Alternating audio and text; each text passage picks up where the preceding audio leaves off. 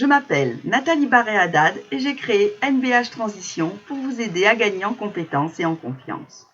Chaque semaine, je partage avec vous mon expérience et mon expertise en management et ressources humaines pour vous aider à mieux travailler avec les autres. Aujourd'hui, évitez les reproches pour ne pas compromettre la communication. Tout le monde a déjà fait des reproches à quelqu'un et tout le monde a déjà reçu des reproches de quelqu'un.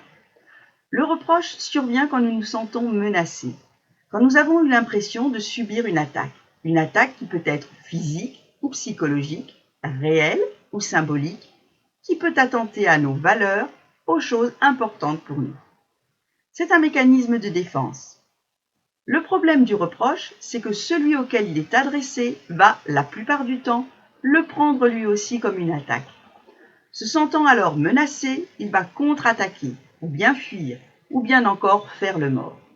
Et dans les entreprises, je parle d'expérience, il y a des gens qui excellent à faire le mort. Je suis certaine que vous voyez de quoi je parle. Quoi qu'il en soit, tout cela ne résout pas votre problème. Les reproches accroissent très souvent les tensions et rendent ardue une véritable communication. Or, vous voulez être entendu et que les choses changent. Alors, comment faire pour résoudre ce genre de problème ? Voici quelques conseils. Premièrement, prenez conscience que derrière votre reproche se cache un de vos besoins. Un besoin important qui n'est pas satisfait. Besoin d'organisation, de réactivité, d'ordre, de reconnaissance, de sécurité, de partage, de se sentir appartenir à l'équipe. Alors pour vous, de quoi s'agit-il ? Formulez à vous-même ce qui est important pour vous, votre besoin. Deuxièmement, vérifiez bien la répartition des responsabilités dans ce qui vous oppose. Avez-vous tout fait de votre côté pour que les choses se passent bien ? Nous pouvons tous être maladroits par manque de conscience. Par exemple, ce jeune employé qui ne vous manifeste pas assez de respect, avez-vous tout fait pour l'accueillir à son arrivée dans l'entreprise ? Avez-vous pris soin de l'inclure dans le groupe ? Avez-vous compris son besoin légitime d'être accepté dans l'équipe ? Il faut savoir assumer sa part de responsabilité dans les relations, si vous voulez avancer. Une belle carrière professionnelle se bâtit sur la responsabilité, l'écoute, la confiance en soi et l'autodiscipline. Il arrive donc parfois que l'on puisse se dire « ce qui arrive est en partie ma faute ». Troisièmement, après cette phase d'introspection, et alors que vous maîtrisez mieux vos émotions, vous pouvez aller voir la personne pour vous exprimer. Respirez, souriez et posez votre voix. 1. Rappelez les faits bruts, sans y mettre de commentaires ou d'émotions.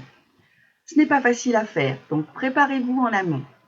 Par exemple, vous pourriez dire « Le matin, quand j'arrive, la table commune est recouverte de papier en désordre et de tasses de café de la veille. » 2. Dites éventuellement ce que vous ressentez. Par exemple, « ça m'agace ». 3.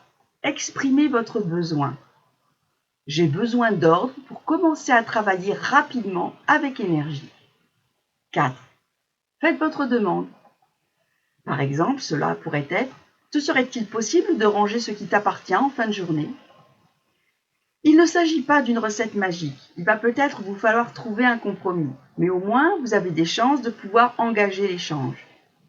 Retenez que pour communiquer, il vaut mieux exprimer un besoin plutôt qu'un reproche. Si un reproche vous est fait, demandez-vous quel besoin n'est pas satisfait chez l'autre. Ne le voyez pas comme une attaque, mais comme une demande très mal formulée. Aidez à clarifier les besoins de chacun pour mieux travailler ensemble. Vous pouvez dire « Si je comprends bien, ce dont tu aurais besoin, c'est que je mette de l'ordre dans le bureau au moment de partir. Est-ce bien ça ?